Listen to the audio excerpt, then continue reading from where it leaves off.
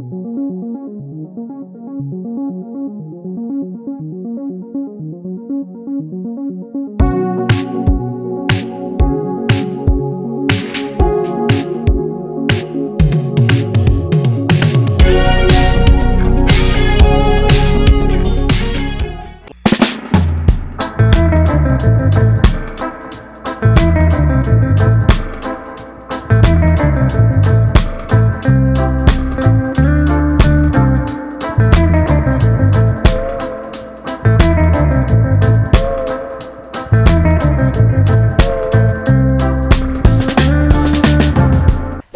ಎಲ್ಲ ಪ್ರೀತಿಯ ವೀಕ್ಷಕರಿಗೆ ನಮಸ್ಕಾರ. ನಾನು ರಕ್ಷಿತಾ ನಾಗರಾಜ್. ಕಳೆದ ನವೆಂಬರ್ ತಿಂಗಳಲ್ಲಿ ಮನಿ ಇಸ್ ಹ್ಯಾಪಿನೆಸ್ ವರ್ಕ್ಶಾಪ್ ಅದ್ಭುತವಾಗಿ ಮೂಡಿಬಂತು. ಸಾಮಾನ್ಯವಾಗಿ ಹೊರ ರಾಜ್ಯದಿಂದ ಅಂದರೆ ಅಥವಾ ನಮ್ಮ ರಾಜ್ಯದಿಂದ ಅಥವಾ ಹೊರಗಡೆ ರಾಜ್ಯದಿಂದ ಜನರು ಬಂದು ವರ್ಕ್ಶಾಪ್ ಅಟೆಂಡ್ ಮಾಡ್ತೀರಿ. ಆದರೆ ಈ ಬಾರಿ ಬೇರೆ ದೇಶಗಳಿಂದ ವರ್ಕ್ಶಾಪ್ ಅಟೆಂಡ್ ಮಾಡೋದಕ್ಕೆ ಪಾರ್ಟಿಸಿಪೆಂಟ್ಸ್ ಬಂದಿದ್ರು. ಗುರುಗಳ ವಿಶ್ವಜ್ಞಾನವು ಈ ಪ್ರಪಂಚದ ಮೂಲೆ ಮೂಲೆಗೂ ತಲುಪ್ತಿರೋದು ಶ್ಲಾಘನೀಯ. ವರ್ಕ್ಶಾಪ್ಗೆ ಬಂದವರು ಹಲವಾರು ವಿಶ್ವ ಶ್ರೀಮಂತ ವಿಷಯಗಳನ್ನು ಕಲಿತುಕೊಂಡ್ರಿ. ವರ್ಕ್ಶಾಪ್ನಲ್ಲಿ ಕಲಿತುಕೊಂಡ ವಿಶ್ವ ವಿಷಯಗಳನ್ನು ಇಂಪ್ಲಿಮೆಂಟ್ ಮಾಡಿ ಶ್ರೀಮಂತರು ಆದರೆ ಗುರುಗಳಿಗೆ ತುಂಬ ಸಂತೋಷವಾಗುತ್ತೆ. ಹಾಗೆಯೇ ಆನ್ಲೈನ್ನಲ್ಲಿ ಪ್ರಪ್ರಥಮ ಬಾರಿಗೆ 100 crore special business workshop successful ಆಗಿ ನಡೆಯಿತು. ಗುರುಗಳು ಹೇಳಿಕೊಟ್ಟಂಥ ವಿಶ್ವ ಮಂತ್ರ ತಂತ್ರಗಳನ್ನು ಕ್ರಿಯಾರೂಪಕ್ಕೆ ತಂದು ಬಿಸ್ನೆಸ್ ಮಾಡಿ ನೀವು ಐಶ್ವರ್ಯವಂತರು ಆಗಲೇಬೇಕು.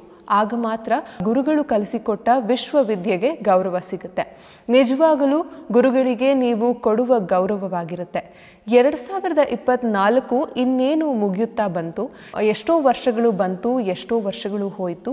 ನಾವು ಏನು ಅಂದುಕೊಂಡಿದ್ವೋ ಅದನ್ನು ಎಷ್ಟು ಮಾಡಿದ್ದೀವಿ, ಎಷ್ಟು ಮಾಡಿಲ್ಲ. ಇನ್ನಾದರೂ 2025ನೇ ಇಸವಿಯಲ್ಲಿ ನಾವು ಅಂದುಕೊಂಡಿದ್ದನ್ನು ಮಾಡೋಣ. ವಿಶ್ವದ ಶಕ್ತಿ ಗುರುಗಳ ಆಶೀರ್ವಾದದಿಂದ ಸಾಧನೆ ಮಾಡಬೇಕು. ನಮ್ಮ ಎಲ್ಲರ ಕೈಯಲ್ಲಿ ಇದು ಸಾಧ್ಯವಿದೆ. ಮುಂಬರುವ ಡಿಸೆಂಬರ್ ತಿಂಗಳಲ್ಲಿ 29ನೇ ತಾರೀಕು ಮನಿ ಇಸ್ ಹ್ಯಾಪಿನೆಸ್ ವರ್ಕ್ಶಾಪ್ನ ವಿಶೇಷತೆಗಳು ಹೀಗಿವೆ. ಮೊದಲನೇ ವಿಶೇಷತೆ, ಎಷ್ಟೇ ಸಂಪಾದನೆ ಮಾಡಿದ್ರೂ ಹಣ ಕೈಯಲ್ಲಿ ನಿಲ್ತಾ ಇಲ್ಲ. ಬರಬೇಕಾಗಿರುವ ದುಡ್ಡು ಸರಿಯಾಗಿ ಬರ್ತಾ ಇಲ್ಲ. ಬಂದ ದುಡ್ಡು ಹೇಗೆ ಖರ್ಚಾಗ್ತಿದೆ ಅನ್ನೋದು ಗೊತ್ತಾಗ್ತಾ ಇಲ್ಲ. ಏನೇ ಮಾಡಿದ್ರೂ ಸಾಲ ಜಾಸ್ತಿ ಆಗ್ತಿದೆ, ಸಾಲ ತೀರ್ತಿಲ್ಲ ಅನ್ನುವವರಿಗೆ ಈ ವರ್ಕ್ಶಾಪ್ ಆಗಿರುತ್ತೆ. ನಿಮ್ಮ ಕೈಯಲ್ಲಿ ದುಡ್ಡು ನಿಲ್ಲಬೇಕು. ಆ ದುಡ್ಡು ನಿಮಗೆ ದುಡಿದು ಹೆಮ್ಮರವಾಗಬೇಕು, ನೀವು ಶ್ರೀಮಂತರಾಗಬೇಕು ಅಂತ ಇರುವವರು ಈ ವರ್ಕ್ಶಾಪ್ನ ಅಟೆಂಡ್ ಮಾಡಿ. ಸನಾತನ ಧನದೋಷ ನಿವಾರಣಾ ತಂತ್ರಗಳನ್ನು ಗುರುಗಳು ವಿಶೇಷವಾಗಿ ಈ ಸಲ ತಿಳಿಸಿಕೊಡಲಿದ್ದಾರೆ. ಎರಡನೇ ವಿಶೇಷತೆ, ಯಾಕೋ ಏನೋ ನನ್ನ ಟೈಮೇ ಸರಿಯಿಲ್ಲ, ನನ್ನ ಬಿಸ್ನೆಸ್ನಲ್ಲಿ ಕೈ ಹಿಡಿತಿಲ್ಲ, ಬಿಸ್ನೆಸ್ ಸರಿಗೆ ನಡೀತಾ ಇಲ್ಲ, ನನ್ನ ಹಣೆಬರನೇ ಸರಿ ಇಲ್ಲ ಅಂತ ಅನ್ನುವವರು ಈ ಕ್ಲಾಸ್ ಅಟೆಂಡ್ ಮಾಡಿ. ಏನಾದರೂ ದೃಷ್ಟಿ ಆಗಿದೆಯಾ, ಇಲ್ಲ ಮಾಟ ಮಂತ್ರ ಏನಾದರೂ ಆಗಿದೆಯಾ, ಇವೆರಡಕ್ಕೂ ಉತ್ತರ ಈ ಕ್ಲಾಸ್ನಲ್ಲಿ ಸಿಗುತ್ತೆ. ದೃಷ್ಟಿದೋಷ ಮತ್ತು ಧನದೋಷ ಎರಡಕ್ಕೂ ಈ ಕ್ಲಾಸ್ನಲ್ಲಿ ಗುರುಗಳು ನಿವಾರಣೆ ಮಾಡಲಿದ್ದಾರೆ. ನಿಮ್ಮ ಟೈಮ್ ಸರಿ ಹೋಗಿ ಹೊಸ ವರ್ಷ ಅಂದರೆ 2025ರಲ್ಲಿ ನಿಮಗೆ ಹಣದ ಸುರಿಮಳೆಯಾಗಿ ಶ್ರೀಮಂತರಾಗಲು ನೀವು ಈ ವರ್ಕ್ಶಾಪ್ಗೆ ಬರುವಾಗ 3 ನಿಂಬೆಹಣ್ಣು, 6 ವೀಳ್ಯದೆಲೆ, 9 ಕರ್ಪೂರ ಮತ್ತು 1 ಮೊಳ ಕಪ್ಪು ದಾರವನ್ನು ಕೆಂಪು ಬಟ್ಟೆಯಲ್ಲಿ ಸುತ್ತಿ ತನ್ನಿ. ಹಾಗೆ 1 ಆರೆಂಜ್ ಕಿತ್ತಳೆ ಹಣ್ಣನ್ನು ನಿಮ್ಮ ಜೊತೆಗೆ ತಗೊಂಡು ಬನ್ನಿ. ಈ ವರ್ಕ್ಶಾಪ್ನ ಡ್ರೆಸ್ ಕೋಡ್, ಹೆಣ್ಣು ಮಕ್ಕಳಿಗೆ ಕೆಂಪು ವಸ್ತ್ರ ಇರುತ್ತೆ, ಹಾಗೆ ಗಂಡು ಮಕ್ಕಳಿಗೆ ಬಿಳಿ ವಸ್ತ್ರವನ್ನು ಧರಿಸಿ ಈ ವರ್ಕ್ಶಾಪ್ಗೆ ಬರಬೇಕು. ಮೂರನೇ ವಿಶೇಷತೆ, ಯಾರಿಗೆಲ್ಲ ವಯಸ್ಸಾಗ್ತಿದೆ ಅನ್ನಿಸ್ತಾ ಇದೆಯೋ ಈ ಕಾರ್ಯಕ್ರಮನ ಅಟೆಂಡ್ ಮಾಡಲೇಬೇಕು. ನಮಗೆ ಹಣದ ಅವಶ್ಯಕತೆ ಹೆಚ್ಚಿರೋದು ವಯಸ್ಸಾದಾಗ. 60 ವರ್ಷ ದಾಟಿದ ಮೇಲೆ ನಮಗೆ ಹೆಚ್ಚು ಹಣ ಬೇಕಾಗುತ್ತೆ. ರಿಟೈರ್ಮೆಂಟ್ ಫಂಡ್ ಹೇಗೆ ಮಾಡೋದು, ಎಷ್ಟು ಮಾಡೋದು, ರಿಟೈರ್ಮೆಂಟ್ ಫಂಡ್ನ ಸಂಪೂರ್ಣ ವಿವರ ಈ ಕ್ಲಾಸ್ನಲ್ಲಿ ನಿಮಗೆ ಸಿಗಲಿದೆ. ನಾಲ್ಕನೇ ವಿಶೇಷತೆ, ಎಲ್ಲಕ್ಕಿಂತ ಹೆಚ್ಚಾಗಿ 2025 ಹೊಸ ವರ್ಷ ಬರ್ತಿದೆ. ಹೊಸ ವರ್ಷವನ್ನು ಶುಭ ಲಾಭದಿಂದ, ಗುರುಗಳ ದಿವ್ಯ ಆಶೀರ್ವಾದದಿಂದ ಶುರು ಮಾಡಲು ಈ ಕಾರ್ಯಾಗಾರಕ್ಕೆ ಬನ್ನಿ. ನಮ್ಮ ಗುರುಗಳು ಹಿಮಾಲಯದಲ್ಲಿ ಅಖಂಡ ತಪಸ್ಸನ್ನು ಮಾಡಿ ವಿಶ್ವಶಕ್ತಿಯನ್ನು ಸಿದ್ಧಿಪಡಿಸಿಕೊಂಡಿದ್ದಾರೆ. ಅವರ ಶಕ್ತಿ ಅಪಾರ, ಅವರ ವಿಶ್ವಜ್ಞಾನ ಅನಂತ. ಗುರುಗಳು ಹೊಸ ವರ್ಷಕ್ಕೆ ಹೇಗೆ ಬ್ಲೂ ಪ್ರಿಂಟ್ ಹಾಕೋದು ಅನ್ನೋದನ್ನು ನಮಗೆ ತಿಳಿಸಿಕೊಡಲಿದ್ದಾರೆ. ಹೊಸ ವರ್ಷಕ್ಕೆ ಫೈನಾನ್ಷಿಯಲ್ ಬ್ಲೂ ಪ್ರಿಂಟ್ ಮಾಡಬೇಕು, ತಿಳಿದುಕೊಳ್ಬೇಕು ಅನ್ನೋರು ಈ ವರ್ಕ್ಶಾಪ್ನ ಅಟೆಂಡ್ ಮಾಡಿ. ಹಾಗಾದರೆ ಬನ್ನಿ, ನಮ್ಮ ಸಕಲ ಕರ್ಮಗಳನ್ನು ಕಳೆದುಕೊಂಡು ಧನ ದೋಷ ಮತ್ತು ಕೆಟ್ಟ ಕಣ್ಣು ದೃಷ್ಟಿ ನಿರ್ಮೂಲನೆ ಮಾಡಿಕೊಂಡು ಮಾಟ ಮಂತ್ರಗಳ ಬಗ್ಗೆ ತಿಳಿದುಕೊಂಡು ಗುರುಗಳ ವಿಶ್ವಶಕ್ತಿಯನ್ನ ದಿವ್ಯ ಆಶೀರ್ವಾದವನ್ನ ಸ್ವೀಕರಿಸಲು ಈ ವರ್ಕ್ಶಾಪ್ನ ಅಟೆಂಡ್ ಮಾಡಿ. ಹಣ, ಆಸ್ತಿ, ಐಶ್ವರ್ಯಗಳ ಎಲ್ಲ ರಹಸ್ಯಗಳನ್ನು ಕಲಿತು ಶ್ರೀಮಂತರಾಗಿ. ಇನ್ಯಾಕ್ ತಡ, ಕಾರ್ಯಕ್ರಮ ಶುರು ಮಾಡೇ ಬಿಡೋಣ.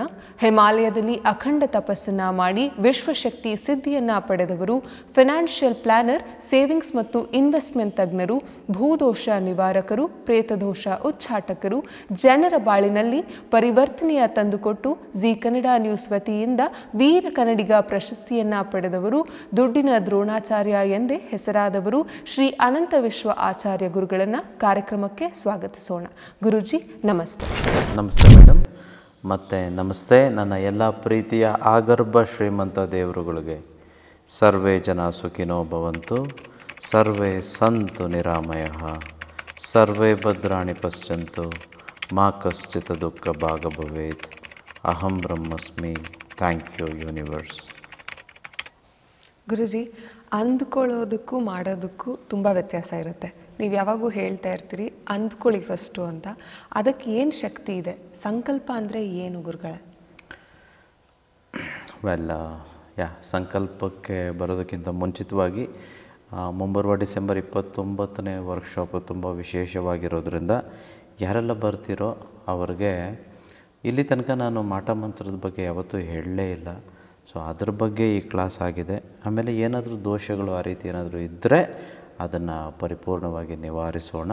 ಸೊ ಯಾರೆಲ್ಲ ಬರ್ತಿದ್ದೀರೋ ಅವರು 3 ನಿಂಬೆಹಣ್ಣು, ಒಬ್ಬೊಬ್ಬರಿಗೆ 3 ನಿಂಬೆಹಣ್ಣು. ಈಗ ಒಂದು ಫ್ಯಾಮಿಲಿಯಲ್ಲಿ ಇಬ್ಬರು ಬರ್ತಿದ್ರೆ ಇಬ್ಬರ ಕೈಯಲ್ಲೂ 3 ನಿಂಬೆಹಣ್ಣು ಇರಬೇಕು. ಆಮೇಲೆ 6 ವೀಳ್ಯದೆಲೆ, ನೋಡಿ ವೀಳ್ಯದೆಲೆ ಕಾಣಿಸುತ್ತೆ ನೋಡಿ, ವೀಳ್ಯದೆಲೆ 6, ಹಾಗೆ 9 ಕರ್ಪೂರ, 9 ಕರ್ಪೂರ. ಅದಾದಮೇಲೆ 1 ಮೊಳ ಕಪ್ಪು ದಾರ. ಇದ್ರ ಜೊತೆ ಇದನ್ನೆಲ್ಲ ನೀವು ಕೆಂಪು ಬಟ್ಟೆಯಲ್ಲಿ ಸುತ್ಕೊಂಡು ಬರಬೇಕು. ಅದ್ರ ಜೊತೆ 1 ಆರೆಂಜ್. ಓಕೆ, ಸೊ ಇದನ್ನೆಲ್ಲ ಕಿತ್ತಳೆ ಹಣ್ಣು ಇದೆಲ್ಲ ಮಿಸ್ ಮಾಡದೆ ತೆಗೆದುಕೊಂಡು ಬನ್ನಿ. ಸೊ ಹಲವ್ರಿಗೆ ಡೌಟ್ ಇರ್ಬೋದು, ಯಾಕೆ ಈ ಕ್ಯಾಂಫರ್ ಕರ್ಪೂರ ವಿಶೇಷತೆ ಏನು? ಅದೇನಿದು ದೇವಸ್ಥಾನಗಳಲ್ಲಿ ನೀವು ನೋಡಿ ತೀರ್ಥ ಮಾಡಬೇಕಂದ್ರೆ ಕರ್ಪೂರ ಹಾಕಿರ್ತಾರೆ, ಏಕೆ? ಅಲ್ಲ, ಈ ತುಳಸಿ ಗಿಡಕ್ಕೆ ಅಷ್ಟೊಂದು ಮಹತ್ವ ಏನು? ಅದ್ಯಾಕದು ಈ ಫೇಸಿಂಗಲ್ಲೇ ಇರಬೇಕು? ಅದು ನಾರ್ತ್ ಆಗ್ಬೋದು, ಅದು ಈಸ್ಟ್ ಆಗ್ಬೋದು, ಏಕೆ ಹಾಗೇ ಇರಬೇಕು? ಏಕೆ ತೀರ್ಥದಲ್ಲಿ ಏನು ಕರ್ಪೂರ ಹಾಕ್ತೇವೆ ಅಥವಾ ತುಳಸಿ ರೆಕ್ಕೆ ಹಾಕ್ತೇವೆ, ಗಿಡ ಹಾಕ್ತೇವೆ? ಯಾಕೆ ಈ ಒಂದು ನಿಂಬೆಹಣ್ಣು? ಇವೆಲ್ಲ ಕೇಳ್ತಿದ್ರೆ ಒಂದೊಂದು ಸಲ ಅನಿಸುತ್ತೆ, ಏನಪ್ಪ ಇವೆಲ್ಲ ವಿಸ್ಮಯ ಅನಿಸುತ್ತೆ. ಬಿಕಾಸ್ ಇದೆಲ್ಲ ಇರೋದು ಕ್ವಾಂಟಮಲ್ಲಿ. ಇವೆಲ್ಲ ವರ್ಕ್ ಆಗುವಂಥದ್ದು ಕ್ವಾಂಟಮ್ ಜಗತ್ತಿನಲ್ಲಿ. ಇದು ಫಿಸಿಕಲ್ ಡೈಮೆನ್ಷನಲ್ಲಿ ಕಾಣಿಸೋದೇ ಇಲ್ಲ. ಹೇಗೆ ನಮಗೆ ಕರೆಂಟ್ ವೈರನ್ನು ತೆಗೆದುಕೊಂಡ್ರೆ ಆ ವೈರಲ್ಲಿ ಕರೆಂಟ್ ಇದೆ ಅಂತ ಗೊತ್ತು, ಬಟ್ ಯಾರಾದರೂ ಕರೆಂಟ್ ತೋರಿಸಿ ಅಂದರೆ ತೋರಿಸೋದಕ್ಕಾಗೋದಿಲ್ಲ. ಗಾಳಿಯಲ್ಲಿ ಆ್ಯಟಮ್ಸ್ ಇದೆ, ಅಣುಗಳಿದೆ ಅಂತ ಗೊತ್ತು, ತೋರಿಸಿ ಅಂದರೆ ತೋರಿಸೋದಕ್ಕಾಗಲ್ಲ. ಎಲೆಕ್ಟ್ರಾನ್ಸು, ಪ್ರೋಟಾನ್ಸು, ನ್ಯೂಟ್ರಾನ್ಸ್ ಇದೆ, ತೋರಿಸಿ ಅಂತಂದರೆ ತೋರಿಸೋದಕ್ಕಾಗೋದಿಲ್ಲ. ಅದೇ ಬೇಡ, ಗಾಳಿನ ತೋರಿಸಿ ಅಂದರೆ ಗಾಳಿ ಯಾರಿಗಾದ್ರೂ ತೋರ್ಸೋಕ್ಕಾಗುತ್ತಾ? ಬೇಡ. ದೇವರು ತೋರಿಸಿ ಅಂದರೆ ದೇವ್ರು ತೋರ್ಸೋಕ್ಕಾಗುತ್ತಾ? ಬೇಡ. ದೆವ್ವನ ತೋರಿಸಿ ಅಂದರೆ ದೆವ್ವನ ತೋರ್ಸೋಕ್ಕಾಗುತ್ತಾ? ಬಟ್ ಇವೆಲ್ಲ ಇದೆಯಾ? ಖಂಡಿತವಾಗಿಯೂ ಇದೆ, ಬಟ್ ತೋರಿಸೋದಕ್ಕಾಗಲ್ಲ ಅಷ್ಟೇ. ಯಾಕಂದರೆ ಈ ಡೈಮೆನ್ಷನ್ ಬೇರೆ. ಹೌದು. ಅಷ್ಟೇ ಬೇಡ, ಈಗ ನಾವೆಲ್ಲ ಎಲ್ಲೆಲ್ಲಿ ಕೂತಿದ್ದೀರೋ ಅಲ್ಲೆಲ್ಲನೂ 98.3 FM ಇದೆಯಾ? ಈಗ ನಾನು ಕೂತಿರೋ ಜಾಗದಲ್ಲೂ 98.3 ಇದೆ, ನನಗೆ ಕೇಳಿಸ್ತಾ ಇಲ್ಲ. ಹೋಗಲಿ FM 102 ಇದೆಯಾ?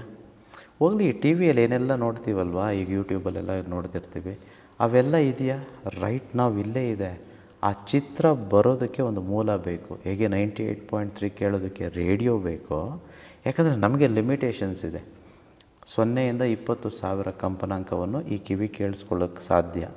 98,000ದಲ್ಲಿರೋ ಫ್ರೀಕ್ವೆನ್ಸಿನ ಈ ಕಿವಿ ಕೇಳಿಸ್ಕೊಳ್ಳೋಕ್ಕೆ ಸಾಧ್ಯ ಇಲ್ಲ. ಹಂಗಂತೇಳಿ ಸೌಂಡ್ ಇಲ್ಲ ಅಂತಲ್ಲ, ಆ ಸೌಂಡ್ ಇದೆ, ಮನುಷ್ಯನಿಗೆ ಕೇಳಿಸ್ತಿಲ್ಲ ಅಷ್ಟೇ. ಹಾಗೆ ಕೆಲವು ಸೌಂಡ್ಸು ನಾಯಿಗೆ ಕೇಳಿಸೋದು ನಮಗೆ ಕೇಳಿಸಲ್ಲ, ಕೆಲವು ಹಾವು ನೋಡುವಂಥದ್ದು ಅಥವಾ ಬೆಕ್ಕು ನೋಡುವಂಥದ್ದು ನಮಗೆ ನೋಡ್ಲಿಕ್ಕೆ ಸಾಧ್ಯ ಇಲ್ಲ. ಸೊ ಎಲ್ಲದಕ್ಕೂ ವಿಶೇಷತೆ ಇದೆ. ಆಮೇಲೆ ಇನ್ನೊಂದು, ನಾಯಿ ಯಾಕೆ ಅಳ್ತಿರುತ್ತೆ ನೈಟಲ್ಲಿ? ಇದನ್ನು ಮುಂಬರುವ ವರ್ಕ್ಶಾಪಲ್ಲಿ ಡಿಸ್ಕಸ್ ಮಾಡೋಣ. ತುಂಬ ಅದ್ಭುತವಾದ ಒಂದು ವರ್ಕ್ಶಾಪು. ಸೊ ಹೊಸ ವರ್ಷ ಇನ್ನೇನು ಬಂತು, ಸುಮ್ಮನೆ ನಾವು ಬ್ಲಫ್ ಮಾಡೋದು ಬೇಡ. ಬಿಕಾಸ್ ಇಂಥ ವರ್ಷಗಳು ಎಷ್ಟೋ ಬಂದು ಎಷ್ಟೋ ಹೋಯ್ತು. ಪ್ರತಿ ವರ್ಷವೂ ಹ್ಯಾಪಿ ನ್ಯೂ ಇಯರ್ ಅಂತ ಕೇಕ್ ಎಲ್ಲ ಕಟ್ ಮಾಡ್ತೀವಿ. ಬಟ್ ಕೇಕಿಗೆ ಖರ್ಚು ಮಾಡೋದು ಹೊರತು ನಮ್ಮ ಲೈಫ್ ಏನಾದರೂ ಹ್ಯಾಪಿನೆಸ್ ಕಡೆ ಮುಂದೆ ಹೋಗಿದೆಯಾ? Have you changed in any way? ಈಗ ಲಾಸ್ಟ್ 1 ಇಯರ್ ಆಗೋಯಿತು. ನಿಮ್ಮನ್ನು ನೀವೇ ಪ್ರಶ್ನೆ ಮಾಡ್ಕೊಳ್ಳಿ, ಏನಾದರೂ ಬದಲಾವಣೆ ಆಗಿದೆಯಾ? ಅಲ್ಲ, ಕ್ಯಾಲೆಂಡರಲ್ಲಿ ಡೇಟ್ ಬದಲಾವಣೆ ಆಗ್ತಿದೆ, ವರ್ಷ ಬದಲಾವಣೆ ಆಗ್ತಿದೆ, ಅಲ್ಲ ಎಲ್ಲ ಚೇಂಜ್ ಆಗ್ತಿದೆ. ಬಟ್ ನಮ್ಮಲ್ಲಿ ಏನಾದರೂ ಚೇಂಜ್ ಆಗಿದೆಯಾ? ಯಾಕೆ ಆಗಿಲ್ಲ ಅನ್ನೋದಕ್ಕೆ ಒಂದು ಕಾರಣ, ನಾವೇನು ಬದಲಾವಣೆ ಮಾಡಿಕೊಂಡೇ ಇಲ್ವೇ, ಅಂದ್ಕೊಂಡಿದ್ದು ಮಾಡಲೇ ಇಲ್ವೇ. ಸೊ ಹಾಗಾಗಿ ಇಟ್ಸ್ ಅ ಸೀರಿಯಸ್ ಬ್ಲಫಿಂಗ್. ನನಗನ್ಸುತ್ತೆ ಒಂದ್ಸಲ ಯಾರಾದರೂ ಹ್ಯಾಪಿ ಬರ್ಡೇ ಹೇಳಿದಾಗ ಬರ್ತ್ಡೇ ಸತ್ಯ, ಬಟ್ ಹ್ಯಾಪಿ ಸುಳ್ಳು. ಈಗ ತುಂಬ ಜನ ನಾವು ಕೇಳ್ತೀವಿ ಹೌ ಆರ್ ಯು ಅಂತ ಹೇಳ್ತೀವಿ, ಅವರು ಐ ಆಮ್ ಫೈನ್ ಅಂತಾರೆ. ಎಂಥ ದೊಡ್ಡ ಸುಳ್ಳು ಗೊತ್ತಾ ಅದು? ಪ್ರಪಂಚದಲ್ಲಿ ಯಾವುದಾದ್ರು ದೊಡ್ಡ ಸುಳ್ಳು ಯಾವುದಾದ್ರೂ ಇದೆ ಅಂತಂದರೆ ಐ ಆಮ್ ಫೈನ್ ಅನ್ನೋದೇ ಅನಿಸುತ್ತೆ. ಬಿಕಾಸ್ ಯಾರೂ ಫೈನ್ ಇಲ್ಲ. ಬಟ್ ಸುಮ್ಮನೆ ಏನೋ ಹೇಳಬೇಕಲ್ವ. ಈಗ ಮೇಡಮ್ ಕೇಳ್ತಾರೆ ಹೌ ಆರ್ ಯು ಸರ್ ಅಂತಾರೆ. ಈಗ ನಾನೇನು ಹೇಳ್ತೀನಿ, I am not well, I am in debt, I am in troubles, I am in sorrow ಅಂತ ಹೇಳೋಕ್ಕಾಗುತ್ತಾ? ನಾನೇನು ಹೇಳ್ತೀನಿ, ಚೆನ್ನಾಗಿದ್ದೀನಿ ಮೇಡಮ್. ಯಾರೋ ಕೇಳ್ತಾರೆ ತಿಂಡಿ ಆಯಿತಾ ನಿಮ್ಮದು ಅಂತ ಹೇಳ್ತಾರೆ. ನೀವೇನು ಹೇಳ್ತೀರಾ? ತಿಂಡಿ ಮಾಡದೇ ಇದ್ರು ತಿಂಡಿ ಆಯಿತು. ಅಲ್ಲ, ಅವ್ರು ಕೇಳಿದ ಉದ್ದೇಶ ತಿಂಡಿ ಕೊಡಿಸೋದಕ್ಕೇನೂ ಅಲ್ಲ, ಏನೋ ಒಂದು ಮಾತಿಗೆ ಕೇಳಬೇಕಲ್ವ. ಹೇಗಿದ್ದೀರಾ ಸರ್? ಏನು ಮಳೆ ಜಾಸ್ತಿನಾ, ಚಳಿ ಹೇಗಿದೆ ಕೇಳಬೇಕಲ್ವಾ. ಸೊ ಹಾಗಾಗಿ you should not be bluffing our selves. Happy new year ಅಂದರೆ ಹ್ಯಾಪಿಯಾಗಿದ್ದರೆ ಮಾತ್ರ ಹ್ಯಾಪಿ ನ್ಯೂ ಇಯರ್ ಹೇಳೋಣ. ಇಲ್ಲ, ಹ್ಯಾಪಿನೆಸ್ಗೆ ನಾವು ಏನು ಬೇಕೋ ಅದಕ್ಕೆ ವರ್ಕ್ ಮಾಡೋಣ. ಅದು ಬಿಟ್ಟು ಸುಮ್ಮನೆ ಖರ್ಚು ಮಾಡಿ, ಸುಮ್ಮನೆ ಟೈಮ್ ವೇಸ್ಟ್ ಮಾಡಿ ಮತ್ತು 2024 ಕಳ್ಕೊಳ್ಳೋದು ಬೇಡ.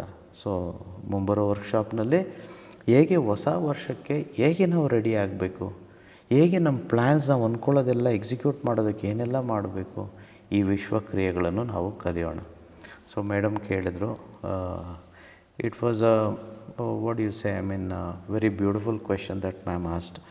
So I will answer you in a while, just stay tuned. ಒಂದು ಸಲ ಭಗವಾನ್ ಬುದ್ಧ ಅವರು ಒಂದು ಬೆಟ್ಟದ ಮೇಲೆ ಕುಳಿತು ತಪಸ್ಸು ಮಾಡ್ತಾ ಇರ್ತಾರೆ. ಈ ಬೆಟ್ಟದ ಮೇಲೆ ಕುಳಿತುಕೊಂಡು ತಪಸ್ಸು ಮಾಡ್ತಿರ್ಬೇಕಂತಂದರೆ ಏನೋ ಹಲವಾರು ಜನ ಅವ್ರನ್ನ ಮೀಟ್ ಮಾಡಲಿಕ್ಕೆ ಸಹಜವಾಗಿ ಪ್ರತಿದಿನ ಬರ್ತಿರ್ತಾರೆ. ಅವತ್ತು ಒಬ್ಬ ವಿಶೇಷ ವ್ಯಕ್ತಿ ಬಂದಿರ್ತಾನೆ. ಅವನು ಬಂದು ಭಗವಾನ್ ಬುದ್ಧರನ್ನು ಕೇಳ್ತಾನೆ, ಗುರುಗಳೇ, ಸ್ವಾಮಿ, ಈ ಪ್ರಪಂಚದಲ್ಲಿ ಎಲ್ಲದಕ್ಕಿಂತ ಅತಿ ಗಟ್ಟಿಯಾದ ಒಂದು ವಸ್ತು ಅಂತಂದರೆ ನನಗನ್ಸೋ ಪ್ರಕಾರ ಈ ಬೆಟ್ಟನೇ ಅಲ್ವಾ? ನೋಡಿ, ಎಂಥ ದೊಡ್ಡ ಬೆಟ್ಟ ಹತ್ತಿ ಇಲ್ಲಿ ಕೂತ್ಕೊಂಡಿದ್ದೀರಾ, ತಪಸ್ಸು ಮಾಡ್ತಿದ್ದೀರಾ. ನಾನು ಕೆಳಗಡೆಯಿಂದ ನಡ್ಕೊಂಡು ಬರಬೇಕಂದ್ರೆ ಅಂದ್ಕೊಳ್ತಿದ್ದೆ, ಇದಕ್ಕಿಂತ ಗಟ್ಟಿ ಇನ್ಯಾವುದಾದ್ರೂ ಇದೆಯಾ? ಕಲ್ಲು ಬಂಡೆ, ದೊಡ್ಡ ಬೆಟ್ಟ ಅಂತ ಕೇಳ್ತಾರೆ. ಅದಕ್ಕೆ ಬುದ್ಧ ಹೇಳ್ತಾರೆ, ಅಯ್ಯೋ, ಬೆಟ್ಟ ಅಲ್ಲಪ್ಪ ಗಟ್ಟಿ ಇರೋವಂಥದ್ದು ಈ ಪ್ರಪಂಚದಲ್ಲಿ. ಈ ಬೆಟ್ಟನ ಬೇಕಾದರೆ ನಿನಗೆ ಕಬ್ಬಿಣ ಇದ್ದರೆ ಉಳಿ ಸುತ್ತಿ ಮಾಡಿಕೊಂಡು ಈ ಬೆಟ್ಟನೆಲ್ಲನೂ ಒಡೆದಾಕ್ಬಿಡ್ಬೋದು. ಬೆಟ್ಟಕ್ಕಿಂತ ಗಟ್ಟಿಯಾಗಿರೋದು ಈ ಕಬ್ಬಿಣ ಅಂತ ಹೇಳ್ತಾರೆ.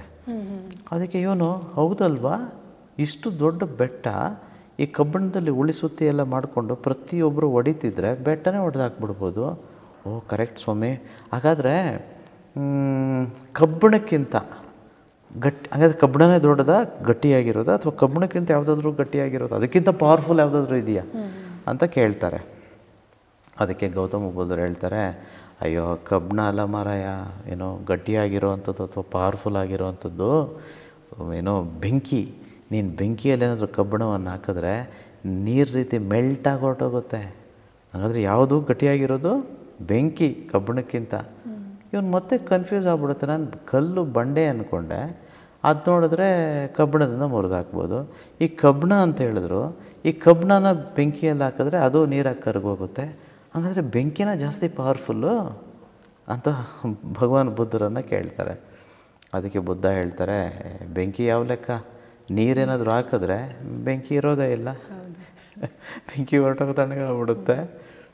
ಅರೆ ಸ್ವಾಮಿ, ನಾನು ಅಂದ್ಕೊಂಡೆ ಬೆಂಕಿನೇ ಪವರ್ಫುಲ್ ಇರಬೇಕು ಅಂತಂತೇಳಿ. ನೀವು ನೋಡಿದ್ರೆ ಕರೆಕ್ಟ್ ಅಲ್ವ ನೀವು ಹೇಳಿದ್ದು, ನೀರು ಹಾಕಿದ್ರೆ ಬೆಂಕಿ ಆರೋಗ್ಬಿಡುತ್ತೆ. ಹಾಗಾದರೆ ನೀರು ಸ್ವಾಮಿ ಪವರ್ಫುಲ್ಲು. ಅದಕ್ಕೆ ಹೇಳ್ತಾರೆ ಭಗವಾನ್ ಬುದ್ಧರು, ನೀರಲ್ಲಪ್ಪ, ನೀರು ಯಾವ ದಿಕ್ಕಿಗೆ ಬರ್ತಿರಲಿ, ಗಾಳಿ ಬೀಸೋಕ್ಕೆ ಸ್ಟಾರ್ಟ್ ಮಾಡಿದ್ರೆ ರಿವರ್ಸ್ ಆಗಿಬಿಡುತ್ತೆ ನೀರು, ಇಲ್ಲ ಅದು ಹಾದಿನೇ ಬದಲಾವಣೆ ಮಾಡಿಬಿಡುತ್ತೆ. ಜಾಸ್ತಿ ಗಾಳಿ ಬಂದರೆ ಹಾವಿಯಾಗಿ ಹೊರಟೋಗ್ಬಿಡುತ್ತೆ ನೀರೆಲ್ಲನೂ. ನೀರಿಗಿಂತ ಪವರ್ಫುಲ್ ಗಾಳಿ ಅಂತ. ಏನಿದು ಸ್ವಾಮಿಗಳು ಹೇಳ್ತಾ ಹೋಗ್ತಾನೆ ಇದ್ದಾರೆ. ನಾನೇನೋ ಬಂಡೆ ಅಂದ್ಕೊಂಡೆ, ಮತ್ತು ನೀವು ಕಬ್ಬಣ ಅಂದರೆ, ಕಬ್ಬಣ ಆದಮೇಲೆ ಬೆಂಕಿ ಅಂತಂದರೆ, ಬೆಂಕಿ ಆದಮೇಲೆ ನೀರಂದರೆ, ನೀರಾದಮೇಲೆ ಗಾಳಿ ಅಂತಂದರೆ, ಈಗ ಗಾಳಿಗಿಂತ ಪವರ್ಫುಲ್ ಯಾವುದು ಅಂತಂತೇಳಿ ಆಗ ಹೇಳ್ತಾರೆ, ಇದು ಎಲ್ಲದರಿಂದ ಮಾಡಲ್ಪಟ್ಟ ಈ ಶರೀರ, ಗಾಳಿಯಿಂದ, ಬೆಂಕಿಯಿಂದ, ನೀರಿನಿಂದ, ಕಬ್ಬಿಣ ಅಂತಂದರೆ ಮಣ್ಣಿನಿಂದ, ಎಲ್ಲ ಪಂಚಭೂತಗಳನ್ನು ಒಳಗೊಂಡ ಈ ಒಂದು ಮನುಷ್ಯನ ಶಕ್ತಿ. ನೋಡಿ, ಕಬ್ಬಿಣ ಯಾವತ್ತೂ ಬಂಡೆಕಲ್ಲನ್ನ ಅದೇ ಹೋಗಿ ಹೊಡೆದು ಬಿಡಲ್ಲ. ನಾವು ಅಂದ್ಕೊಂಡ್ರೆ ಅಲ್ವಾ ಆ ಬಂಡೆ ಹೊಡೆಯೋದಕ್ಕಾಗೋದು. ಹೌದು, ಕರೆಕ್ಟ್ ಅಲ್ವಾ? ಪ್ರತಿಯೊಂದಕ್ಕೂ ಈ ಮನುಷ್ಯನ ಆಲೋಚನೆ, ಈ ಆಲೋಚನೆಯಿಂದ ಹೊರಬಂದಂಥ ಸಂಕಲ್ಪ, ಇದರಿಂದ ಮಾತ್ರ ನಾವೇನು ಅಂದ್ಕೊಳ್ತೀವೋ ಅದನ್ನೆಲ್ಲ ಮಾಡೋದಕ್ಕೆ ಸಾಧ್ಯ. ಇನ್ಫ್ಯಾಕ್ಟ್ ಟುಡೇ ನಾವಿಲ್ಲಿ ಕೂತ್ಕೊಂಡಿದ್ದೇವೆ, ನಾವಿಲ್ಲೊಂದು ಸ್ಟುಡಿಯೋ. ಈ ಸ್ಟುಡಿಯೋನ ಯಾರು ಮಾಡಿದ್ದು? ಯಾರೋ ಮನುಷ್ಯನೇ. ನಿಜವಾಗ್ಲೂ ಯಾರೋ ದೇವರು ಇದಕ್ಕಿಂತ ಸ್ಟುಡಿಯೋ ಸೃಷ್ಟಿ ಮಾಡಲಿಲ್ಲ. ಇಲ್ಲಿ ನಾವು ಕುಳಿತುಕೊಂಡಿದ್ದೇವೆ, ಈ ಕ್ಯಾಮ್ರಾ ಯಾರು ಮಾಡಿದ್ದು? ಈ ಲೈಟಿಂಗ್ ಯಾರು ಮಾಡಿದ್ದು? ಹೋಗಲಿ, ಈ ಬಟ್ಟೆ ಯಾರು ಮಾಡಿದ್ದು? ಇಲ್ಲಿ ಸ್ಪೀಕರ್ ಇದೆ, ಇದು ಯಾರು ಮಾಡಿದ್ದು? ವಾಚ್ ಇದೆ, ವಾಚ್ ಯಾರು ಮಾಡಿದ್ದು? ಅಲ್ಲ, ಮೇಡಮ್ ವಾಚ್ ಹಾಕ್ಕೊಂಡಿದ್ದಾರೆ, ಬಳೆ ಹಾಕ್ಕೊಂಡಿದ್ದಾರೆ. Okay, I mean who made all this man? Everything is made by us a man.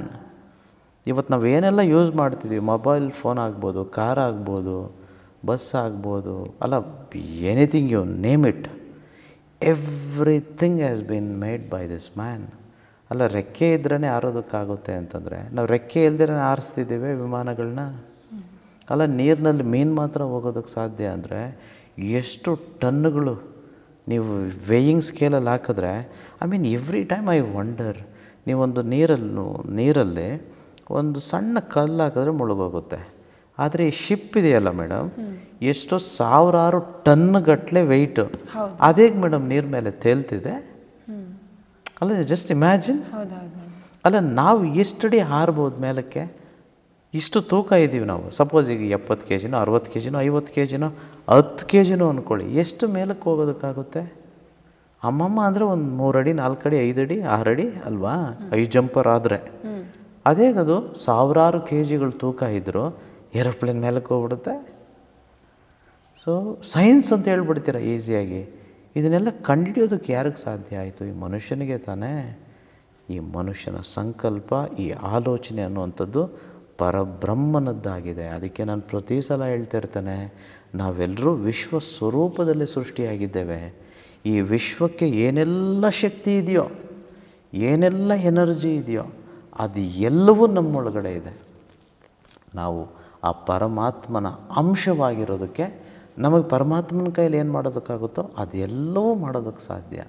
ಅದೆಲ್ಲ ಆಗೋದು ಯಾವಾಗ? ಸಂಕಲ್ಪಿಸ್ಕೊಂಡಾಗ ಮಾತ್ರ. ವ್ರತ ಮಾಡಬೇಕದಕ್ಕೆ, ಆಗ ಮಾತ್ರ ಸಾಧ್ಯ. ಈಗ ನಮಗೇನು ಬೇಕು? ನಮ್ಮ ಸಬ್ಜೆಕ್ಟಲ್ಲಿ ಏನಿದೆ? ಹಣ, ಆಸ್ತಿ, ಐಶ್ವರ್ಯಗಳಿದೆ. ಇವು ಮೂರಕ್ಕೆ ಸಂಕಲ್ಪ ಮಾಡ್ಕೋಬೇಕು. ಹಣಕ್ಕೋಸ್ಕರ ವ್ರತ ಮಾಡಬೇಕು, ದುಡ್ಡಿಗಾಗಿ, ನನ್ನ ಆಸ್ತಿಗಾಗಿ, ಬಂಗಾರಕ್ಕಾಗಿ, ಸಾಲ ತೀರಿಸೋದಕ್ಕಾಗಿ, ನನ್ನ ಜೀವನದಲ್ಲಿ ಚೆನ್ನಾಗಿರೋದಕ್ಕಾಗಿ, ಇಂಥದಕ್ಕೆ ಸಂಕಲ್ಪ ಮಾಡಿಕೊಂಡಾಗ ನೀವೇನು ಅಂದ್ಕೊಳ್ತೀರೋ ಅದಾಗಲೇಬೇಕು, ಹಾಗೆಯೇ ಆಗುತ್ತೆ. ಅಂದ್ಕೊಳ್ಬೇಕಲ್ಲ. ಸೊ ಹಾಗಾಗಿ ಯಾವಾಗ ಇದು ಅಂದ್ಕೊಳ್ತೇವೋ ಆವಾಗ ಮಾತ್ರ ಸಾಧ್ಯ. ಅದು ಸಂಕಲ್ಪ ಅಂತಂದರೆ. ತಾಯಿಗೆ ಸಂಕಲ್ಪ ಇರುತ್ತೆ, ಅದಕ್ಕೆ ಅವಳು ತನ್ನ ಮಕ್ಕಳಿಗೆ ಕಡೆಯ ತನಕ, ಅವಳು ಉಸಿರಿರೋ ತನಕ ಪ್ರೀತಿ ಮಾಡ್ತಾನೇ ಇರ್ತಾಳೆ. ಅದೇ ಲವ್ವರ್ಗೆ ಸಂಕಲ್ಪ ಇಲ್ಲ. ಅದಕ್ಕೆ ಯಾವಾಗ ಬೇಕಾದರೂ ಬಿಟ್ಟು ಹೋಗ್ಬೋದು. ತಾಯಿಗೆ ಅಷ್ಟೊಂದು ಪ್ರೀತಿ ಇರೋದಕ್ಕೆ, ನಿಜವಾದ ಪ್ರೀತಿ ಇರೋದಕ್ಕೆ, ಆ ಸಂಕಲ್ಪ ಇರೋದಕ್ಕೆ ಅವಳು ಮಣ್ಣು ಪಾಲಾಗೋ ತನಕ ತನ್ನ ಮಕ್ಕಳಿಗೆ ಪ್ರೀತಿ ಕೊಡ್ತಾನೇ ಇರ್ತಾಳೆ. ನೀವು ಪ್ರೀತಿ ಕೊಟ್ಟರು ಕೊಡದೆ ಇದ್ದರು, ಆ್ಯಂಡ್ ದ್ಯಾಟ್ ಇಸ್ ಸಂಕಲ್ಪ. ನೈಸ್, ತುಂಬ ಚೆನ್ನಾಗಿ ಹೇಳಿದ್ರಿ. ನನಗೆ ಇದು ಕೇಳೋವಾಗ ಒಂದು ಡೌಟ್ ಬಂತು ಗುರುಗಳೇ. ಇವಾಗ ನೀವು ನೆಕ್ಸ್ಟ್ ಇವಾಗ ಬರೋ ವರ್ಕ್ಶಾಪ್ನಲ್ಲಿ ನೀವು ಹೇಳಿದ್ದೀರಾ, ಅದರಲ್ಲಿ ಒಂದು ವಿಶೇಷತೆ ಇದೆ. ಕೈಯಲ್ಲಿ ಯಾಕೋ ದುಡ್ಡೇ ನಿಲ್ತಿಲ್ಲ ಅನ್ನೋರು ತುಂಬ ಕ್ವೆಶ್ಚನ್ ಮಾರ್ಕ್ ಹಾಕ್ಕೊಂಡಿರ್ತಾರೆ ಲೈಫ್ನಲ್ಲಿ. ಅದ್ರ ಜೊತೆಗೆ ನನಗೆ ಪರ್ಸ್ನಲಿ ಕ್ವೆಶ್ಚನ್ ಹಾಗೂ ನಾನೆಲ್ಲ ಕೇಳಿರೋ ಅಂಥದ್ದು, ನಿಮ್ಮ ಜೊತೆ ತುಂಬ ಜನ ಇರ್ತಾರೆ, ನಿಮ್ಮ ಜೊತೆ ಕೆಲಸ ಮಾಡೋರು ಇರ್ತಾರೆ, ಅಥವಾ ನಿಮ್ಮ ನಿಮ್ಮ ಅಂಡರಲ್ಲಿ ಎಷ್ಟೋ ವರ್ಕಿಂಗ್ಸ್ ನಡೀತಾ ಇದೆ ಈಗ ಆಲ್ರೆಡಿ, ಅದಕ್ಕೆಲ್ಲ ವರ್ಕ್ ಮಾಡೋರು ಇರ್ತಾರೆ. ಅವರೆಲ್ಲರೂ ದುಡ್ಡು ಮಾಡಿದ್ದಾರೆ ಗುರುಗಳೇ, ಎಲ್ರಿಗೂ ಶ್ರೀಮಂತತನ ಅನ್ನೋದು ಬಂದುಬಿಟ್ಟಿದೆಯಾ ಆಲ್ರೆಡಿ, ಹೇಗೆ? ತುಂಬ ಚೆನ್ನಾಗಿ ಕೇಳಿದ್ರಿ ಮೇಡಮ್ ಕ್ವೆಶನ್, ಅದ್ಭುತವಾಗಿದೆ ನಿಜವಾಗಲೂ. ಈಗ ನಮ್ಮ ವೀಕ್ಷಕರು ಏನು ನೋಡ್ತಿದ್ದಾರೋ ಖುಷಿ ಆಗ್ಬಿಡ್ತಾರೆ. ಈಗ ಈ ಕ್ವೆಶನ್ ಎಲ್ರಿಗೂ ಇರುತ್ತೆ. ಹೌದು, ಗುರುಗಳ ಜೊತೆ ಇರೋರೆಲ್ಲ ಅದೃಷ್ಟ ಮಾಡಿರ್ತಾರೆ, ಇವರೆಲ್ಲರಿಗೂ ದುಡ್ಡು ಬಂದಿದೆಯಾ, ಅವರೆಲ್ಲ ಶ್ರೀಮಂತರಾಗಿರ್ತಾರ ಅಂತ ನೀವು ಕೇಳ್ಬೋದು. I mean I explain that to you. ಈಗ ಸಪೋಸ್ ನಮ್ಮೂರಲ್ಲಿ ಒಂದು ಫೇಮಸ್ ಆದ ದೇವಸ್ಥಾನ ಇದೆ ಅಂದ್ಕೊಳ್ಳೋಣ, ನಮ್ಮೂರಲ್ಲಿ. ಆ ದೇವಸ್ಥಾನದ ಹತ್ರ ಇಡೀ ಪ್ರಪಂಚದಲ್ಲಿರೋರೆಲ್ಲ ಬರ್ತಿರ್ತಾರೆ, ಇಲ್ಲಿ ಬಂದರೆ ತುಂಬ ಒಳ್ಳೆಯದಾಗುತ್ತೆ ಅಂತಲೇ ಬರ್ತಿರ್ತಾರೆ. ಆದರೆ ನಮ್ಮೂರಲ್ಲಿ ನಾವಿರ್ತೀವಿ, ನಾವು ಅದನ್ನು ನಂಬಿರ್ತೇವ? ಇನ್ಫ್ಯಾಕ್ಟ್ ಈಗ ನಿಮ್ಮೂರಲ್ಲಿ ಏನೋ ಒಂದು ವಿಶೇಷ ಇದೆ ಅಂದ್ಕೊಳ್ಳಿ, ನೀವೇ ನೋಡಿರಲ್ಲ, ಬಟ್ ಈ ಪ್ರಪಂಚದಲ್ಲಿರೋರೆಲ್ಲ ನಿಮ್ಮೂರಿಗೆ ಬರ್ತಿರ್ತಾರೆ. ಯಾವುದು ನಮ್ಮ ಹತ್ರ ಇದೆಯೋ ಅದಕ್ಕೆ ವ್ಯಾಲ್ಯೂ ಕೊಡೋದಕ್ಕೆ ಮನುಷ್ಯನಿಗೆ ಗೊತ್ತೇ ಇಲ್ಲ. ಇನ್ಫ್ಯಾಕ್ಟ್ ನೋಡಿ ಮೇಡಮ್, ಈಗ ನನ್ನ ತಾಯಿ ತಂದೆ ಅಂತೆಲ್ಲ ಹೇಳ್ತೀನಿ, ಅವರಿರೋ ತನಕ ಅವ್ರ ಬೆಲೆ ಗೊತ್ತಿರಲ್ಲ ನಮಗೆ. ಅವ್ರು ಸತ್ತೋದಾಗ ಅಯ್ಯೋ ನನ್ನಮ್ಮ ಸತ್ತೋದ್ಲು, ನನ್ನ ತಂದೆ ಸತ್ತೋದ್ರು, ಅಯ್ಯೋ ನಾನು ಚೆನ್ನಾಗಿ ನೋಡ್ಕೋಬೇಕಿತ್ತು ಅಲ್ಲ, ಬದುಕಿದಾಗ ಹೇಗೆ ಗೊತ್ತಾಗಲ್ಲ? ಅದಕ್ಕೇನೋ ದೊಡ್ಡವ್ರು ಹೇಳಿರೋದು, ಹಿತ್ತಲ ಗಿಡ ಮದ್ದಲ್ಲ. ಹಿತ್ತಲಲ್ಲೇ ಇದೆ ಗಿಡ, ಅದು ನಿನಗೆ ಮದ್ದಾಗಲ್ಲ. ನೀನು ಯಾವತ್ತೂ ಹುಡ್ಕೊಂಡು ಹೋಗೋದೇ ನಿನ್ನ ಒಂದು ಇದಾಗ್ಬಿಟ್ಟಿದೆ, ಮನುಷ್ಯನ ಒಂದು ಗುಣ ಆಗ್ಬಿಟ್ಟಿದೆ. ಅವನ ಪಕ್ಕದಲ್ಲಿರೋದು, ನಿಜವಾಗ್ಲೂ ಹೇಳ್ತಿದ್ದೀನಿ, ಇಷ್ಟೊಂದು ನನಗೆ ಗೊತ್ತಿದೆಯಲ್ವಾ, ನನ್ನ ಜೊತೆ ಇರೋರೆ ನನಗೆ ಬುದ್ಧಿ ಹೇಳ್ಕೊಡೋಕೆ ಬರ್ತಾರೆ ಮೇಡಮ್. ನಿಮಗೆಲ್ಲ ಅನಂತ ವಿಶ್ವಾಚಾರ್ಯ ನಾನು, ನನ್ನ ಜೊತೆಯಲ್ಲಿರೋರು they think I am just an ordinary person. I mean that's how the world is created. ಪ್ರಪಂಚ ಹಾಗೆ. ನಾನು ನಿಮ್ಮನ್ನು ಕೇಳ್ತೀನಿ, ಬುದ್ಧನ ಅಣ್ಣ ಯಾರು, ಬುದ್ಧನ ತಮ್ಮ ಯಾರು ಹೇಳಿ? ನಾನು ನಿಮ್ಮನ್ನು ಕೇಳ್ತೀನಿ, ಜೀಸಸ್ ಕ್ರೈಸ್ಟ್ಗೆ ಎಷ್ಟು ಜನ ಅಕ್ಕ ತಂಗಿರು ಅಣ್ಣ ತಮ್ಮಂದಿರಿದ್ದರು? ನಾನು ನಿಮ್ಮನ್ನು ಕೇಳ್ತೀನಿ, ಮಹಾತ್ಮ ಗಾಂಧಿ ಅಷ್ಟು ಚೆನ್ನಾಗಿ ಗೊತ್ತಲ್ವಾ? ಮಹಾತ್ಮ ಗಾಂಧಿ ಅಣ್ಣ ಯಾರು, ತಮ್ಮ ಯಾರು, ಅವ್ರ ಚಿಕ್ಕಪ್ಪ ಯಾರು, ದೊಡ್ಡಪ್ಪ ಯಾರು? ಅಲ್ಲ ಹೇಳಿ. ನೀವೆಲ್ಲ ಮಹಾತ್ಮರನ್ನು ನೋಡಿ, ಅವ್ರ ಫ್ಯಾಮಿಲಿ ಯಾರು ದೊಡ್ಡ ಫೇಮಸ್ ಏನೂ ಆಗಿರಲ್ಲ. ಯಾಕಂದರೆ ಅವರು ಹೊರಗಿನವ್ರಿಗೆ ಮಹಾತ್ಮರಾಗಿರ್ತಾರೆ, ಮನೆಯಲ್ಲಿ ಯಾವತ್ತೂ. ಅದಕ್ಕೆ ಊರು ಬಿಟ್ಟವರೇ ಶ್ರೀಮಂತರಾಗೋದು ಜಾಸ್ತಿ. ಊರಲ್ಲಿದ್ದರೆ ದೃಷ್ಟಿ, ಯಾವತ್ತೂ ನಿಮಗೆ ಮನ್ನಣೆ ಸಿಗೋದಿಲ್ಲ. ಇನ್ಫ್ಯಾಕ್ಟ್ ಫ್ರೆಂಡ್ಸು ಅಷ್ಟೇ, ಹೊಸ ಫ್ರೆಂಡ್ಸ್ ಎಲ್ಲ ನಿಮ್ಗೆ ಚೆನ್ನಾಗಿ ನೋಡ್ಕೋತಾರೆ. ಹಳೆ ಫ್ರೆಂಡ್ಸ್ ಇರ್ತಾರೆ ನೋಡಿ, ನೀವೆಷ್ಟೇ ದೊಡ್ಡವರಾಗಿ, ಏಯ್ ಬರ ಇಲ್ಲೇ, ನಾನು ನೋಡಿದ್ದೀನಿ ನಿನ್ನ, ನಿಮ್ಮೂರಲ್ಲೂ ಮರ್ಯಾದೆ ಸಿಗಲ್ಲ, ಗೊತ್ತಿರಲಿ. ಅದಕ್ಕೆ ಸೊ ನಮ್ಮ ಜೊತೆಯಲ್ಲಿರೋರೆಲ್ಲ ಶ್ರೀಮಂತರ ಖಂಡಿತವಾಗಿಯೂ ಅಲ್ಲ. ಯು ಸೋ ಲಕ್ಕಿ ನನ್ನ ಜೊತೆಯಲ್ಲಿಲ್ಲ ಅಂತ ಅಂದ್ಕೊಳ್ಳಿ. ಈಗ ಸೊ ಯಾರೆಲ್ಲ ಇಲ್ಲಿರ್ತಾರೋ, ನಾನು ಇನ್ಫ್ಯಾಕ್ಟ್ ಈ ಸ್ಟುಡಿಯೋದಲ್ಲೇ ನನ್ನ ಜೊತೆ ಎಷ್ಟು ಸ್ಟುಡಿಯೋದಲ್ಲಿ ಶೂಟ್ ಮಾಡಿದ್ದೀನಿ, ಇವ್ರು ಯಾರೂ ಫಾಲೋ ಮಾಡಲ್ಲ ವೀಕ್ಷಕರೇ, ನಿಮ್ಗೆ ಹೇಳ್ತಿದ್ದೀನಿ. ಈ ಸ್ಟುಡಿಯೋದಲ್ಲಿ ಕೂತ್ಕೊಂಡಿದ್ದಾರೆ, ಅವರು ಕೆಲಸ ಮಾಡ್ತಿದ್ದಾರೆ. ನಾವೀಗ ವ್ಯಾಪಾರದ ಬಗ್ಗೆ ಎಷ್ಟು ಹೇಳಿದ್ದೀನಲ್ವ, ನಾನು ಇಲ್ಲಿ ತನಕ ಎಷ್ಟು ಸ್ಟುಡಿಯೋಗೆ ಹೋಗಿದ್ದೀನಿ, ಅವರು ಅಲ್ಲೇ ಇದ್ದಾರೆ, ಕೂಲಿ ಕೆಲಸ ಮಾಡಿಕೊಂಡು ಖುಷಿಯಾಗಿದ್ದಾರೆ ಅವರು. ಬಟ್ ಅದೇ ಹೊರಗಿನವ್ರು ಇದ್ದಾರೆ. ನೀವು ಬಂದು ನನಗೆ ಹೇಳಿದ್ರೆ ಮೊನ್ನೆ ವರ್ಕ್ಶಾಪಲ್ಲಿ, ಯಾರೋ ಸಿಂಗಲ್ ಪೇರೆಂಟು, ಗಂಡ ಇಲ್ಲ, ಇಬ್ಬರು ಹೆಣ್ಮಕ್ಳು, 1 ಕೋಟಿ ರೂಪಾಯಿ ಸಾಲ ತೀರಿಸಿದ್ದೀನಿ ಅಂತ ಹೇಳಿದ್ರು. ಯಾರೆಲ್ಲ ನವಂಬರ್ ವರ್ಕ್ಶಾಪ್ ಬಂದಿದ್ದೀರೋ ನೀವು ನೋಡಿದ್ದೀರಲ್ಲ ಲೈವಲ್ಲಿ, ಹೇಗೆ ತೀರಿಸಿದ್ರು ಒಂದೇ ವರ್ಷದಲ್ಲಿ? ಅಲ್ಲ, ತುಂಬ ಜನ ಯಾರೋ ಸೌತ್ ಆಫ್ರಿಕಾದಿಂದ ಬಂದಿದ್ದರು ವರ್ಕ್ಶಾಪ್ಗೆ, ಇಲ್ಲಿ ನನ್ನ ಜೊತೆ ಇದ್ದಾರೆ ಈ ಸ್ಟುಡಿಯೋದಲ್ಲಿ. ಅವ್ರು ಬರೋದಕ್ಕೆ ಅವ್ರಿಗೆ ಟೈಮ್ ಇಲ್ಲ ಅಂತ ಹೇಳಿದ್ರು. ನಮ್ಮ ಫ್ಯಾಮಿಲಿಯಲ್ಲೇ ಬಂದಿಲ್ಲ, ನನ್ನ ಫ್ರೆಂಡ್ಸೇ ಬರಲಿಲ್ಲ. That is very natural. ಯಾಕೆ ಸೌತ್ ಆಫ್ರಿಕಾದಲ್ಲಿರೋ ಒಬ್ಬರು ಮೈನಿಂಗ್ ಮಾಡ್ತಾರೆ, ಅವರು ಈಸ್ ಅ ಮೈನರ್.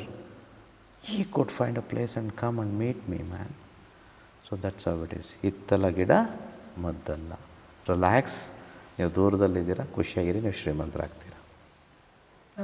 ಗುರುಗಳೇ, ಅದೇ ನೆಕ್ಸ್ಟ್ ಎಪಿಸೋಡ್ ನಮ್ಮ ವರ್ಕ್ಶಾಪಲ್ಲಿ ಈ ಥರ ದುಡ್ಡು ನಿಲ್ತಿಲ್ಲ ಅನ್ನೋದ್ರ ಬಗ್ಗೆ ಒಂದು ವಿಶೇಷತೆ ಇದೆ ಅಂತ ಹೇಳಿದ್ರಿ, ಅದ್ರ ಬಗ್ಗೆ ಏನಾದರೂ ಹೇಳೋದಾದರೆ? ವೆಲ್ ಮೇಡಮ್, ಅದು ವರ್ಕ್ಶಾಪಲ್ಲಿ ಖಂಡಿತವಾಗಿಯೂ ಸಂಪೂರ್ಣವಾಗಿ ತಿಳಿಸ್ಕೊಡೋಣ. ಬಟ್ ಫಾರ್ ನಾವು ದಯವಿಟ್ಟು ಅದು ನಿಲ್ಲಬೇಕು ಅಂತಂದರೆ ಮೊದಲನೇ ಕಾರ್ಯ ಕುಬೇರನ ಒಂದು ಎಪಿಸೋಡಲ್ಲಿ ಹೇಳಿದ್ದೆ, ಲೆಕ್ಕ ಬರೀಬೇಕು. ಲೆಕ್ಕ ಯಾವತ್ತು ಸ್ಟಾರ್ಟ್ ಮಾಡ್ತಿರೋ ಬರೆಯೋದಕ್ಕೆ, ಅವತ್ತಿಂದ ದುಡ್ಡು ಸ್ವಲ್ಪ ಮಟ್ಟಕ್ಕಾದರೂ ಉಳಿಯೋದಕ್ಕೆ ಸ್ಟಾರ್ಟ್ ಆಗುತ್ತೆ.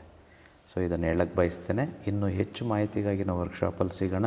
ಯಾಕಂದರೆ ಕೆಲವು ಫಿಲ್ಟ್ರ್ ಇಲ್ಲದೆ ಹೇಳಬೇಕು, ಕೆಲವೆಲ್ಲ ಇಷ್ಟೊಂದು ಸಲೀಸಾಗಿ ನಯವಾಗಿ ಹೇಳಿದ್ರೆ ಅರ್ಥ ಆಗೋದಿಲ್ಲ, ಅದಕ್ಕೆ ಬೇರೆ ರೀತಿಯೇ ಹೇಳಬೇಕು. ಸೊ ಅದನ್ನು ವರ್ಕ್ಶಾಪಲ್ಲಿ ಹೇಳಲಿಕ್ಕೆ ಸಾಧ್ಯ.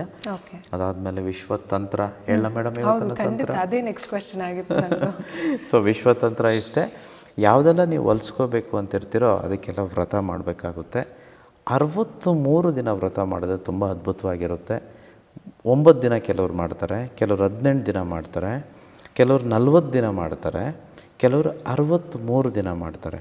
63 ದಿನಕ್ಕೆ ಶಕ್ತಿ ಹೆಚ್ಚು. ಇನ್ಫ್ಯಾಕ್ಟ್ ನಮ್ಮ ಬ್ರಹ್ಮಾಸ್ತ್ರ ಪುಸ್ತಕದಲ್ಲಿ ಟೆಕ್ನಿಕ್ ನಾನು ಕೊಟ್ಟಿರೋದೇ 63 ದಿನಕ್ಕೆ. ಸೊ 63 ದಿನಕ್ಕೆ ನೀವು ಸಂಕಲ್ಪಿಸ್ಕೊಳ್ಳಿ. ನೀವೇನೆಲ್ಲ ಮನಸ್ಸಿನಲ್ಲಿ ಅಂದ್ಕೊಳ್ತೀರೋ, ನೀವು ಏನೆಲ್ಲ ಬೇಕು ಅನಿಸುತ್ತೋ ಅದಕ್ಕೆ 63 ದಿನ ತಪಸ್ಸು ಮಾಡಬೇಕು.